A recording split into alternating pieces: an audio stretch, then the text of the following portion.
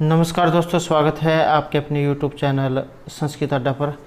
दोस्तों, आज की जो वीडियो इसमें हम करेंगे संस्कृत प्रैक्टिस सेट में संस्कृत की परीक्षाओं के लिए महत्वपूर्ण क्वेश्चन जो आपके आगे आने वाले एग्जाम के लिए महत्वपूर्ण रहेंगे, चाहे आप इसमें किसी भी संस्कृत के एग्जाम की तैयारी कर रहे हों। और अगर आपने हमारी इससे पहले वाली वीडियो नहीं देखी है तो इसे आप आई बटन पर क्लिक करके देख सकते हैं, या फिर हमारे चैनल की जो प्लेलिस्ट है वहाँ पर जाकर आप अभी तक की जितने भी वीडियो इन सभी को आप देख सकते हैं। और वीडियो शुरू करने से पहले अगर आपने अभी तक हमारे चैनल को सब्सक्राइब नहीं किया तो सब्सक्राइब कर लें और साथ में घंटे वाले कोने से दबाकर आप ऑल पे क्लिक जो कर लीजिएगा, जिससे आपको हमारे आने वाली वीडियो की नोटिफिकेशन मिलती रहेगी। और दोस्तों, वीडियो को लाइक कमेंट और शेयर जरूर कीजिएगा।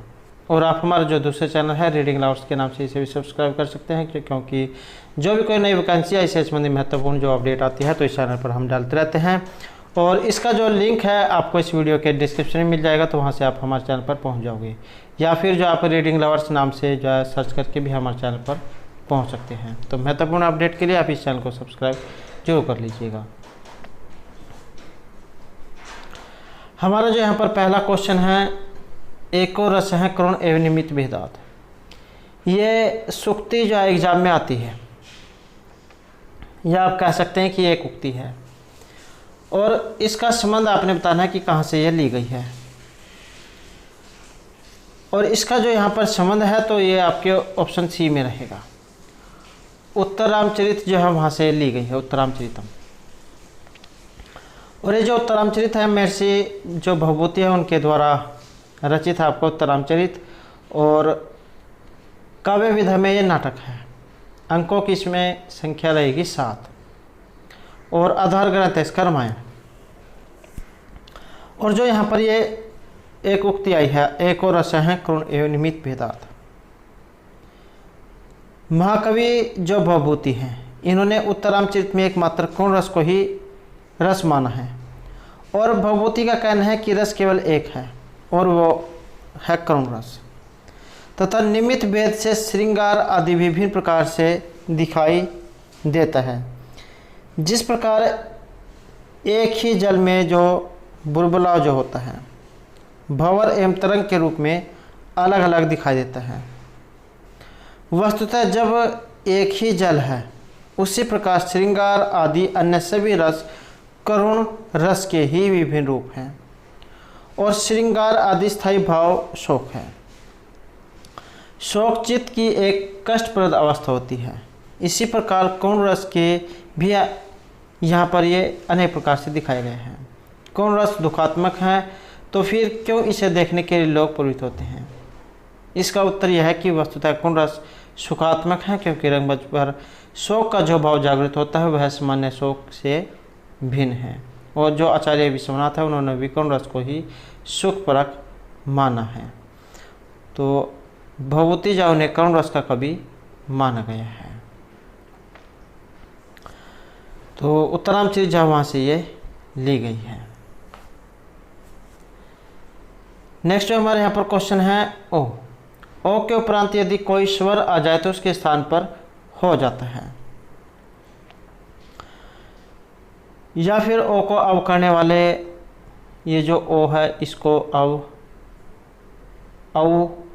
इसको हो जाता है आव, ए इसको हो जाता है अहे, और ऐ इसको हो जाता है आए। तो ओ के स्थान पर कोई स्वर हो तो उसके स्थान पर क्या होगा? तो यहाँ पर रहेगा ऑप्शन सी, ओ को हो जाता है आव। अब ये काम करने वाला जो यहाँ पर सूत्र है ये कौन सा है? आपने पढ़ा होगा एच ओ ऐवा याव है। एच ए ओ ऐ औ, इनके स्थान में क्रम से ऐ औ आए आव ये आदेश हों अच के परे होने पर। जैसे आपका हरिये शब्द है, हरे प्लस ए, या आपने ये पढ़ा होगा हरे प्लस ए। तो इस दशा में ये जो रेफ उत्तरवर्ती जो ए है इसके स्थान पर एकार अच परे होने से अय आदेश होकर अर्य शब्द बनता है। ये क्या करेगा, जो हर्षव ए होगी ये वाली जो ए है इसको तो कर देगा अय, और जो ये दीर्घ ए है बड़ी ए जिसे भी कह देते हैं, तो इसको आई करता है। ऐसे यही काम ओ के साथ है, ओ को अव को आव ये करता है। तो ये एचो अवयव सूत्र किन किन में लगा है, जैसे हरिये, विषणवे, नाय कहें, पाव कहें, शयनम, नयनम, चयनम, श्यान है, गायन है, पवन है, भवनम, लवण है, पवित्रम, भावुक है। तो इन सभी में आपका जो एच अवयव है जो सूत्र है ये लगा है। नेक्स्ट क्वेश्चन है हमारे यहाँ पर वागीश है। ये एग्जाम में जो है कई बार इसका संधि विच्छेद आ जाता है और कई बार इस तरीके से आ जाता है। तो वागीश है, वाग प्लस ईश है, वागीश है। और यहाँ पर जो इसमें ये सूत्र कौन सा है, इसमें जो यहाँ पर रहेगा ऑप्शन भी हमारा झलाम जसवंते एक सूत्र है। ये क्या करेगा, झलों को जस जो है करता है। तो जैसे ये का है, इसको का ख ग तीसरा अक्षर ये कर देगा, तो वागीश है जो रूप ये बन देगा, जाए यहाँ पर बन जाएगा। पदांत में झलों के स्थान पर जस आदेश हो। झलों में वर्गों के प्रथम, द्वितीय, तृतीय तथा चतुर्थ वर्ण स, तालव्य स, मूर्धन्य स, ऊर्ध्वन्त स और ह ये आते हैं। और जस में वर्गों के तृतीय वर्ण हैं और वर्गीय वर्णों में अपने वर्ग का ही तीसरा वर्ण आदेश होता है। तो झलाम जसवंत ये सूत्र है, इसका उदाहरण है वागीश। वाग प्लस ईश है, वागीश है। पदांत में झलों के स्थान पर जस आदेश ये करता है। नेक्स्ट है यहाँ पर महाराज है। और आपका जो ये समास जो प्रकरण है वहाँ से ये लिया गया है, महाराज है। और इसमें जो समास है ये कौन सा आया है, महाराज है। महान च असौ राजा, ये लौकिक विग्रह बनेगा। और महत्सु राजनसु ये अलौकिक विग्रह बनेगा। और समास है यहाँ पर ये कर्मधारय है, तो ऑप्शन सी ये रहेगा। और ये जो कर्मधारय समास है इसके और उदाहरण कौन कौन से, जैसे पौरवशाला है, पूर्वश्याम शालायाम भवन पौरवशाला है। और इसका जो अलौकिक विग्रह है ये बनेगा पूर्वागी शालागी। ऐसे ही आपका महाराज है जैसे, और परमराज हैं, परम च असौ राजा, परम सुराजनसु कर्मधारय समास। ऐसे ही आपका सर्वरात्र हैं, सर्वः रात्रि हैं, ये लौकिक। और सर्वजस रात्रिजस ये अलौकिक। ऐसे ही आपका नीलोत्पलम है, नीलम उत्पलम, नीलमसु उत्पलसु। और ऐसे ही कृष्ण सर्प हैं, कृष्ण है सर्प हैं, कृष्णसु सर्पसु। ऐसे ही घनश्याम हैं और शाक पार्थिव हैं, देव ब्राह्मण हैं। तो ये सभी आपके कर्मधारय समास के उदाहरण हैं। नेक्स्ट क्वेश्चन हमारा यहाँ पर पीताम्बरासी है। तो ये जो पीताम्बर जो यहाँ पर शब्द आया है इसमें समास कौन सा है, और पीतम अम्बरम यश है, ये इसका लौकिक। पीतसु अम्बरसु ये अलौकिक। और समास, तो समास है यहाँ पर बहुव्रीहि, तो ऑप्शन बी जाइए रहेगा। और जो आपका ये बहुव्रीहि समास है इसकी पहचान, तो जिसमें पूर्व और उत्तर पद अप्रधान और अन्य पद प्रधान होते हैं, तो वहाँ पर बहुव्रीहि समास होता है। नेक्स्ट हमारा क्वेश्चन रहेगा यहाँ पर ये श्लोक आया है, आलस्यम ही मनुष्याणाम शिरस्थ महान रिपुः न अस्ति उद्यम स्म बंधो कृत्वा यम नावसिद्धति। तो इस श्लोक में यहाँ पर किसके बारे में बताया गया है कि व्यक्ति का सबसे बड़ा जो दुश्मन है वो उसका आलस्य होता है, जिसे आलकस कह देते हैं।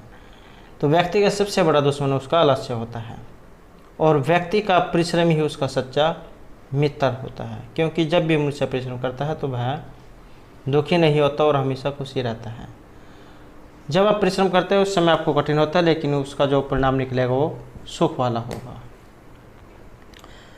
तो यहाँ पर ये किसके बारे में बताया गया है, ये आपके काम जो है क्रम उसके बारे में बताया गया है। तो ऑप्शन सी जो है यहाँ पर रहेगा आपके काम करने के बारे में।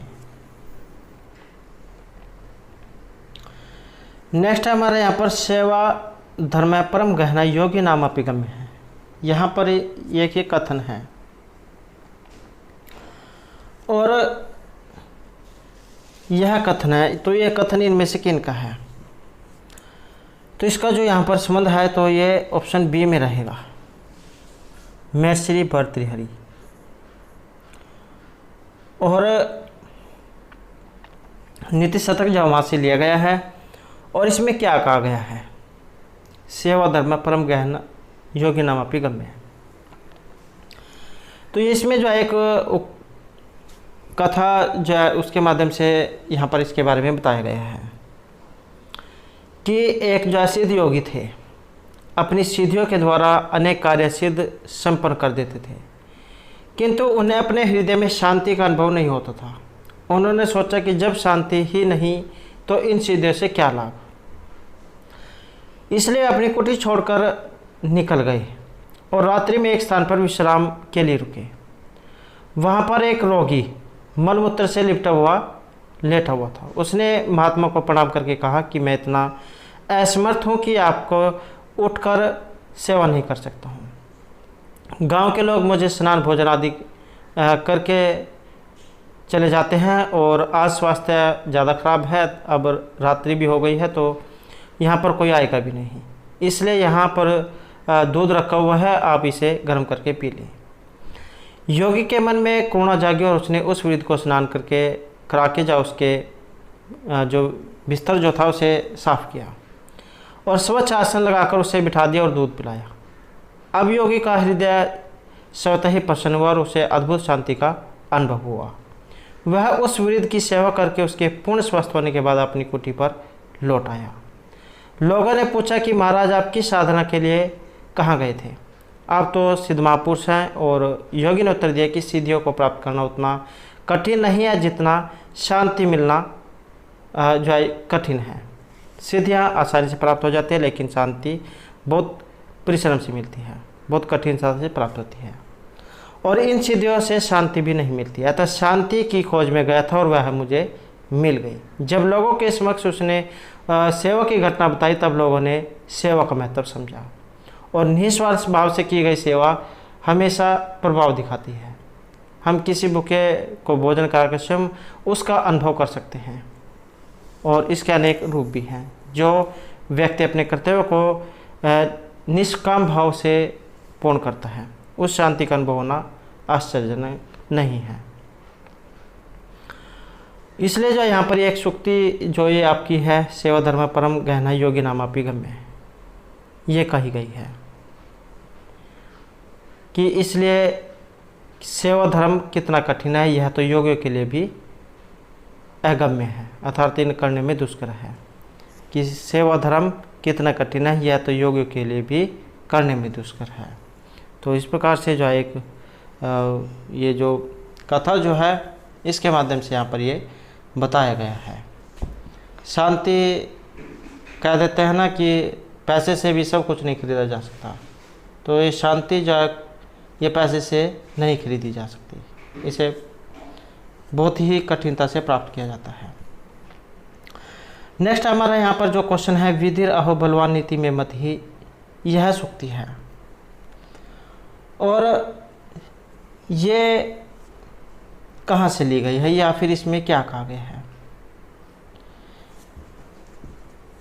कि गज भुजंग्यो अपि बंधनम शशि दिवाकर्यो ग्रह पीड़नम मति मताम च विलोक्य दरिद्रताम विदिर अहो बलवान नीति में मति ही। कि अहो आश्चर्य आप कह सकते हैं कि हाथियों और सांपों को मनुष्य की कैद में देखकर सूर्य और चंद्रमा को भी ग्रहों के द्वारा पीड़ित होता हुआ देखकर चंद्रमा के ग्रहण की ज्योतिष वाली घटना और बुद्धिमान और विद्वान व्यक्तियों को दरिद्रता में जीवन यापन करते हुए देखकर तो मेरा यही मानना है कि भाग्य ही सबसे अधिक बलवान होता है। और अन्य जो है एक सुभाषित जो उसके माध्यम से भी बताया गया है कि भाग्यम फलति सर्वत्र न च विद्या न च पुरुषम, कि भाग्य ही सर्वत्र फलीभूत होता है जिसके सामने विद्या और पुरुषार्थ भी व्यर्थ हो जाते हैं। हाथी और सांप जो होते हैं सभी डरते हैं, लेकिन उनको भी जाए मनुष्य की आदमी देख कर आश्चर्य होता है।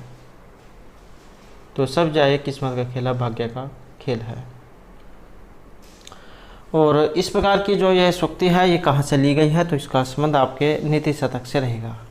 महर्षि भर्तृहरि जो उनके द्वारा रचित है और शतक त्रय के लिए इनको जाना जाता है क्योंकि उन्होंने 3 शतक लिखे थे, नीति, श्रृंगार और वैराग्य शतक। इसके अलावा वाक्य पद्यम जो वो भी इनके द्वारा ही रचित है। नेक्स्ट है यहाँ पर साहित्य, संगीत एवं कला से अपरिचित व्यक्ति होते हैं। तो जिसके पास साहित्य, संगीत, कला या आप कह सकते हैं कि जो कोई पढ़ा लिखा नहीं है तो वो किस श्रेणी में आता है, और उसे कहा गया है यहाँ पर परम मूर्ख। नेक्स्ट है योगीराज पुनः कब समाधिस्थ हुए थे। आपके जो ये पंडित अंबिका दत्त व्यास जो उनके द्वारा जो रचित है शिवराज विजय, वहाँ से ये ली गई है, उसमें से ये वर्णन हुआ है। और ये कब समाधिस्थ हुए थे, समाधि पर कब बैठे थे, और यहाँ पर माना गया ऑप्शन बी को।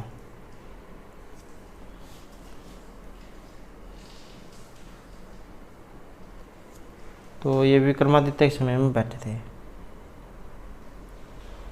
और यौवन काल में समाधि से जागे थे। नेक्स्ट है किरातोर्जुनी में जो प्रथम सर्ग है इसका छंद, और इसमें जो यहाँ पर प्रथम सर्ग है इसमें छंदों की बात करें तो वसंत छंद यहाँ पर रहेगा। तो ज़्यादातर जो है इसमें ये वसंत जो छंद है उसका प्रयोग हुआ है।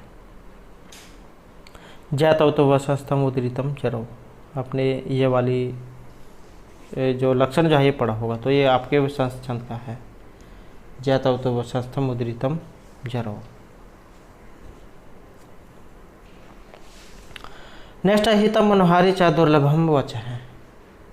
हितकारी और मनोहर वचन ये दुर्लभ होते हैं, अर्थात ऐसे आपको बहुत ही कम व्यक्ति देखने को मिलेंगे जो दूसरे की भलाई के बारे में सोचते हों। कुछ व्यक्ति ऐसे होते हैं जो यही देखकर खुश होते हैं कि अच्छा है इसके जो हानि हो रही है, या अगर उसे दिख भी रहा हो कि उसकी यहाँ पर कुछ घटना होने वाली है या उसका कुछ नुकसान होने वाला है तो उसको हटाएंगे नहीं। तो ऐसे बहुत ही कम व्यक्ति होंगे जो दूसरे की भलाई के बारे में सोचते हैं।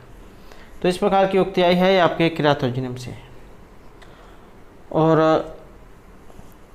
ये इनमें से किन की है, तो इसका जो संबंध है ये आपके वनेचर से रहेगा। तो ऑप्शन सी जो है सी आंसर हमारा रहेगा। नेक्स्ट है अहो दुरंत बलवद विरोधिता। सूक्ति किसके लिए कथित है और इसमें कौन किसको कह रहा है, तो इसमें जो ऑप्शन ए रहेगा।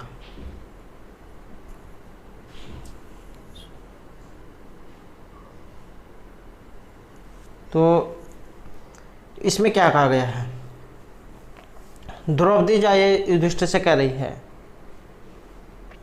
कि जो व्यक्ति सफल क्रोध वाले होते हैं उसके सभी व्यक्ति स्वतः वशवर्ती हो जाते हैं, किंतु जो व्यक्ति क्रोध रहित होता है उसका आत्मीयजन आदर नहीं करते और शत्रु उससे भयभीत नहीं होते, अर्थात क्रोध शून्य व्यक्ति का कहीं भी सम्मान नहीं होता।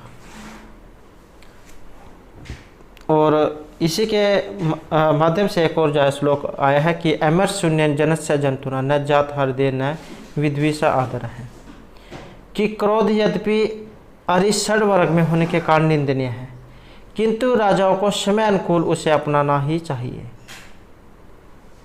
इसी प्रकार से द्रौपदी जो यहाँ पर कह रही है कि शांति से सफलता का मार्ग मुनियों का है, राजाओं का नहीं।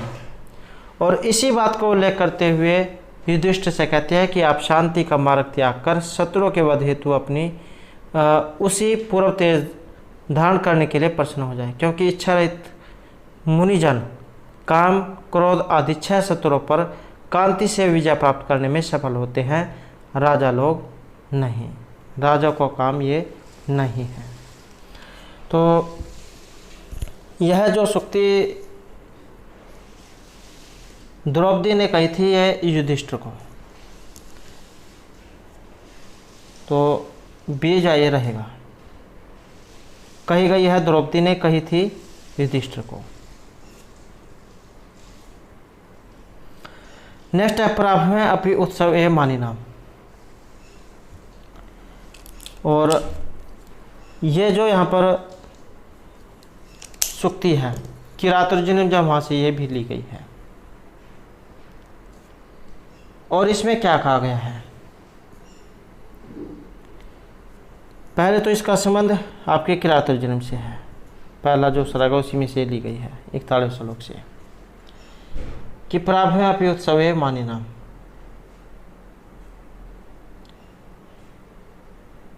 कि माननीय जो व्यक्ति होते हैं उनके लिए दैवकृत आपत्ति भी उत्सव के समान होती है।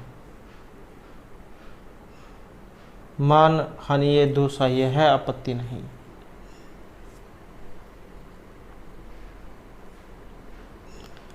नेक्स्ट है समेन सिद्धि मुनियो न भूवृत है। यह कथन है और यह कथन किसका है,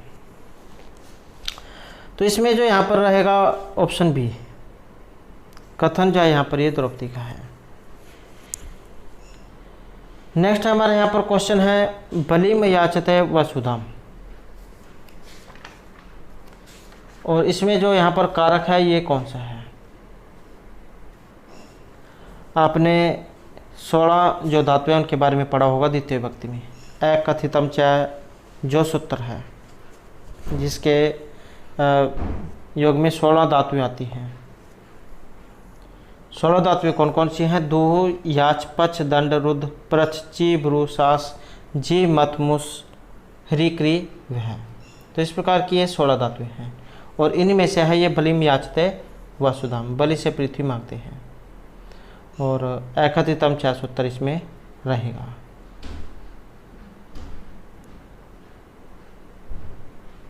बलि अपदान है और इसकी अविवक्षा करने पर कर्म संज्ञा होकर द्वितीय विभक्ति हुई है।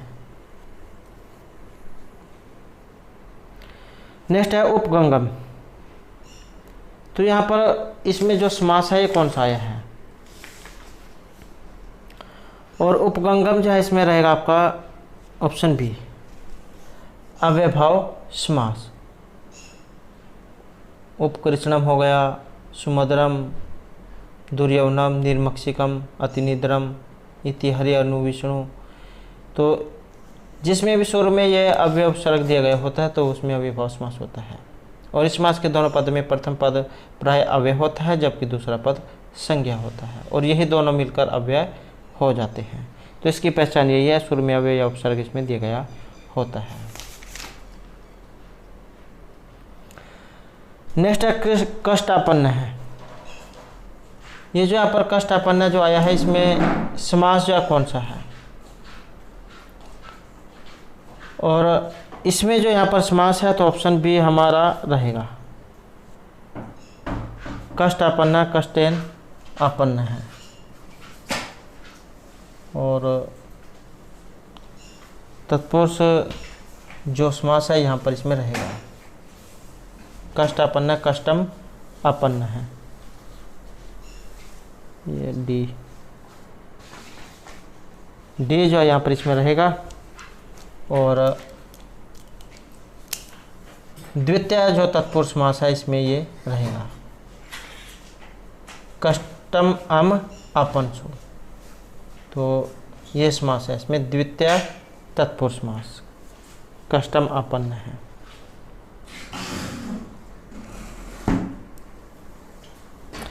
नेक्स्ट क्वेश्चन है हमारा यहाँ पर वाक युद्धम। वाक युद्धम जो है इसमें समास का जो विग्रह है यहाँ पर क्या है, और वाक युद्धम जो है इसमें माना गया हमारा ऑप्शन बी को, वाचा युद्धम। और ये भी जो आपका तत्पुरुष जो समास है उसमें से लिया गया है।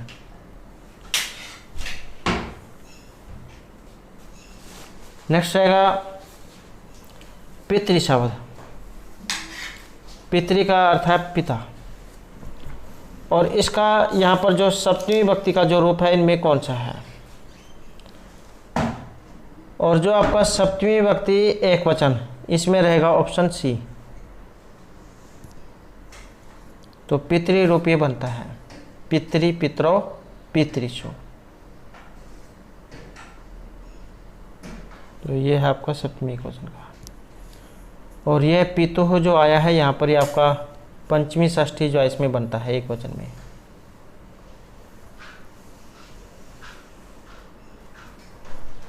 नेक्स्ट क्वेश्चन है हमारा गौतमी।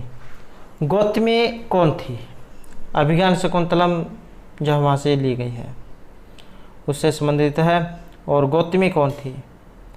तो गौतमी जो है यहाँ पर ऑप्शन बी रहेगा, ये एक वृद्ध तापसी है, कर्णवाश्रम की वृद्ध तापसी, देख रेख करने वाली। नेक्स्ट है शकुंतला का दुष्यंत के साथ विवाह किस विधि से हुआ था?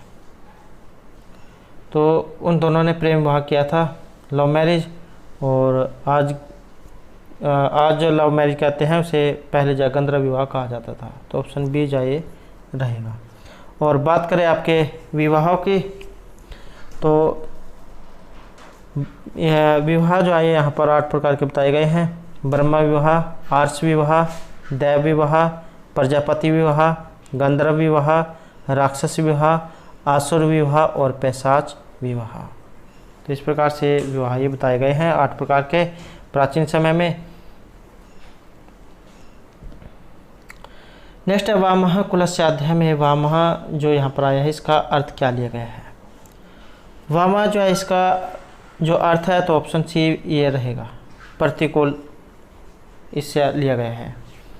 और जब शकुंतला की विदाई होने वाली होती है तब महर्षि कण्व जो उनसे ये बातें कहते हैं कि तुम जब वहाँ पर जाओगे तो अपने जो ससुराल वाले जो हैं उनके अपने पति का या अन्य आपकी जो वहाँ पर सखियाँ हैं या अन्य जो परिवार के सदस्य हैं उन सभी का कहना मानना और परिवार के जो विपरीत जा मत चलना। तो प्रतिकूल यहाँ पर उल्टा अर्थ लिया गया है कि जो कुछ परिवार के सदस्य कहें उसके अनुसार चलना, उनसे अलग मत चलना। नेक्स्ट है भूष्टम भव दक्षिणा परिजने में परिजन जो है इसका अर्थ क्या लिया गया है?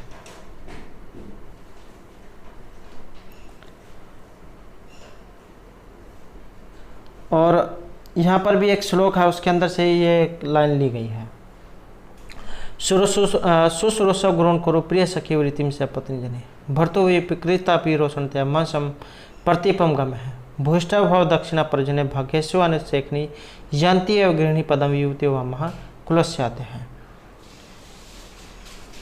कि ससुराल में जाकर तुम इन बातों का पालन करना। जो पत्नी इन बातों का पालन करते हुए गृहिणी के सम्मानजनक स्थान को प्राप्त करती हैं, और जो इनका पालन नहीं करती वे उस घर में क्लेश या मानसिक रोग रूप सिद्ध होती हैं।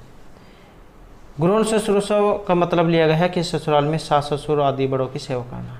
सपत्नी जने प्रिय सखी वृत्तिम करो, यदि पति की अन्य पत्नी हो तो उनके साथ सहेली के समान मित्रता का व्यवहार करना। और जो महर्षि जो कालिदास है उनका अनुसार ये कहना था कि उस समय में राजा जो होते थे वो कहीं कहीं विवाह कर लेते थे। अतः उस स्थिति में वधू का यह कर्तव्य है कि उनका जो उल्लेख कालिदास ने किया है कि तुम अन्य जो पत्नी हैं उनके साथ अपनी सहेली सा व्यवहार करना। भर्तो विप्रकृता पिरोषणतः प्रतिपम महासंगम है कि पति के द्वारा कभी उपेक्षा किए जाने के कारण क्रोध में आकर उसके प्रतिकूल उल्टा बोलना, बदले का व्यवहार करना, हट करना या रोकना, आचरण इस प्रकार का ये मत करना। और ऐसी स्थिति में सहन शक्ति का प्रदर्शन करके पति के शांत होने पर उसे समझाना अधिक फलदायक और व्यवहारिक होता है। परिजने भूष्टम दक्षिणा भव, कि सेवक और सेवकाओं के प्रति उदारता और दया का भाव करना, कि वहाँ पर जो नौकर चाकर जो होंगे काम करने वाले उन पर रोब दिखाकर काम मत कराना। और भाग्येशु अनुत्सेकनी की सौभाग्य में अथवा धन ऐश्वर्य की अधिकता में अभिमान न करना। ये नहीं है कि तुम वहाँ की रानी बन जाओ और ये छोटों की सब जाए मेरे से नीचे हैं, कि सभी के सब जाए नर्म व्यवहार रखना, कि सौभाग्य में अथवा धन ऐश्वर्य की अधिकता में अभिमान न करना, घमंड मत करना। और यहाँ पर जो इसका अर्थ है तो ये सेवक जन से लिया गया है। सेवक और सेवकाओं के प्रति उदारता और दया का भाव रखना। नेक्स्ट है विचिंत्य। तो विचिंत्य जो है इसमें कौन सा प्रत्यय लगा है? वी उपसर्ग पूर्वक चिंत और प्रत्यय, तो इसमें रहेगा ऑप्शन डी है यत प्रत्यय। नेक्स्ट है उह्यते में कौन सी धातु है? और धातु जो है इसमें रहेगा ऑप्शन ए।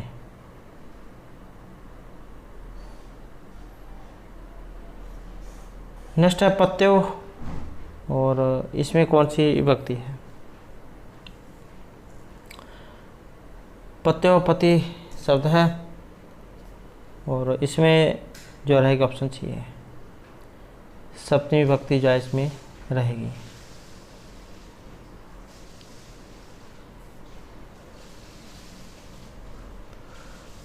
नेक्स्ट क्वेश्चन है हमारा यक्ष। आपका जो मेघदूत है वहाँ से लिए गए हैं, जो महर्षि कालिदास के द्वारा रचित है और खंडों में बटा हुआ है, पूर्व और उत्तर में। और यहाँ पर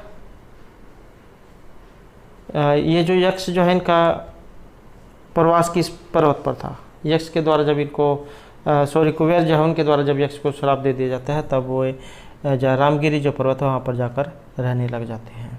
तो ऑप्शन सी जो यहाँ पर रहेगा। इसमें श्लोक है एक, स्निग्ध छाया तरुषु वस्ती रामगिरी आश्रमेशु। पूर्व मेघा वहाँ से संबंधित है ये। नेक्स्ट है यक्ष की पत्नी कहाँ रहती थी? और इनका जो निवास है ये अलकापुरी में था। नेक्स्ट है यक्ष जो है इनका स्वामी कौन था? और इनका जो स्वामी है ये थे कुबेर। नेक्स्ट है सती अर्थ जो है इसका, सती अर्थ का जो अर्थ है यहाँ पर क्या लिया गया है? और सती अर्थ जो है इसका अर्थ ये लिया गया है यहाँ पर सहपाठी से, समान अवस्था वाला। योगीराज किस राजा के काल में प्रथम बार समाधिस्थ हुए थे?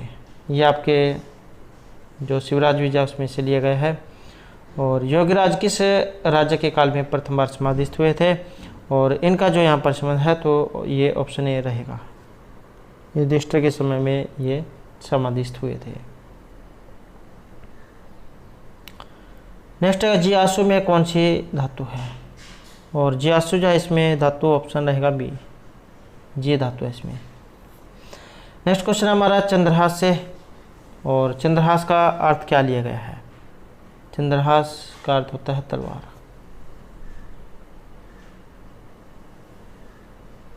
नेक्स्ट क्वेश्चन हमारा वर्णलिंगी। वर्णलिंगी का अर्थ क्या होता है? वर्णेम लिंग वाला, ब्रह्मचारी के वेश वाला या फिर शिव। और वर्णलिंगी जो इसका अर्थ लिया गया है ब्रह्मचारी के वेश वाला, छद्म वेशधारी। नेक्स्ट है मेघदूत की कथा वस्तु बटी हुई है। तो गीति काव्य, खंड काव्य जो इसकी श्रेणी में से रखा गया है। और तो इसमें ऑप्शन ए रहेगा, ये दो खंड जो है इसमें बटी हुई है। नेक्स्ट क्वेश्चन हमारे यहाँ पर रघुवंश है। महर्षि कालिदास जो उनके द्वारा रचित है आपका ये रघुवंश। और सर्गों की संख्या है इसमें 19, 1569 इसमें श्लोक है। और प्रमुख रस इसमें श्रृंगार, उपजे बहस कर रामायण और महाकाव्य के अंतर्गत ही आता है। और ऑप्शन ए जो है यहाँ पर इसमें रहेगा।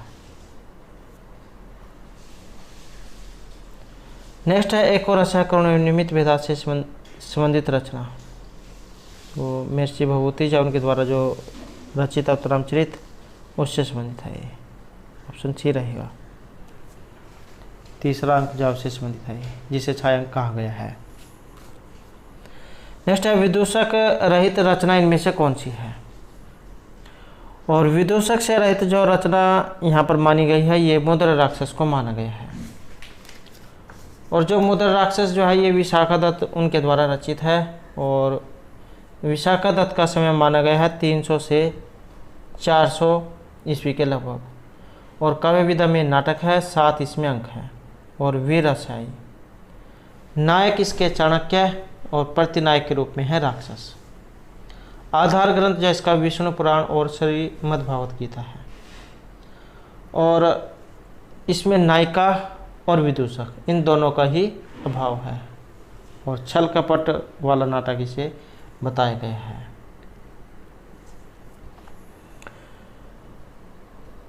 नेक्स्ट क्वेश्चन हमारे यहाँ पर भूधातु और आसान है, पर इसमें पद में बताना है अपने लंग लकार मध्यम पुरुष और एक वचन का रूप। और इसमें रहेगा ऑप्शन डी एभव है, एभव एभवतम एभवत। नेक्स्ट है डबल 9 जो है 99 इसका संस्कृत में रूप कौन सा होगा, इसे किस तरह से लिखा जाएगा। और इसका रहेगा नव नवति, ऑप्शन ए।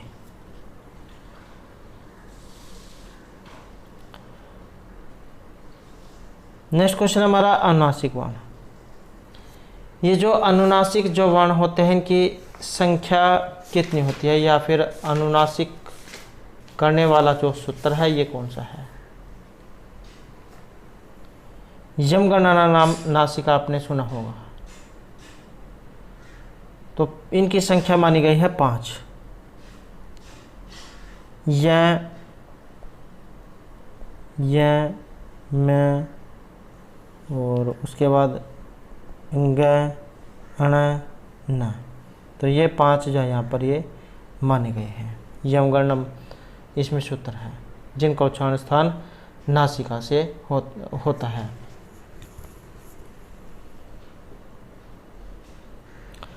नेक्स्ट क्वेश्चन हमारा नारिकेल फल समितम वचन है, किस कवि के बारे में कहा जाता है। तो नारियल के फल के समान वचन है और यह कहे गए हैं और इनका संबंध है ऑप्शन डी में। महर्षि भारवी जो उनके वचन है नारियल के फल जो है उसके समान कहे गए हैं। जिस प्रकार नारियल का फल जो बाहर से कठोर दिखता है लेकिन उतना ही अंदर से वो नरम होता है। नेक्स्ट रहेगा किरातर्जुनीय में कितने सर्ग हैं।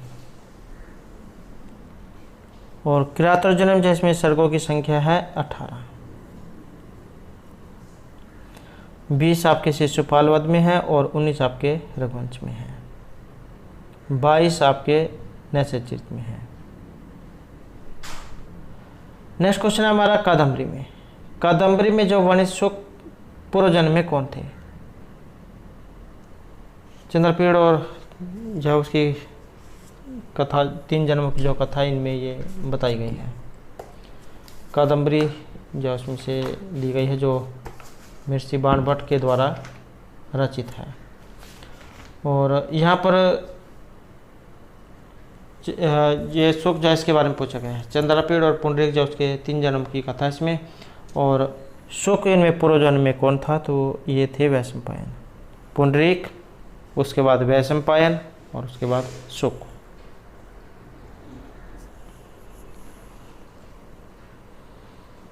तो सबसे या जैसे पहले पुंडरीक, उसके बाद हो गया आपका वैशंपायन और उसके बाद हो गए सुख। तो इससे पहले ये वैशंपायन थे और इससे पहले ये पुंडरीक। तो दोस्तों थे हमारा आज की यहाँ पर संस्कृत की परीक्षाओं के लिए कुछ महत्वपूर्ण क्वेश्चन जो आपके आगे आने वाले एग्जाम के लिए महत्वपूर्ण रहेंगे। और दोस्तों अगर आपने अभी तक हमारे चैनल को सब्सक्राइब नहीं किया तो सब्सक्राइब कर ले और हमारे साथ अंत बनाने के लिए धन्यवाद।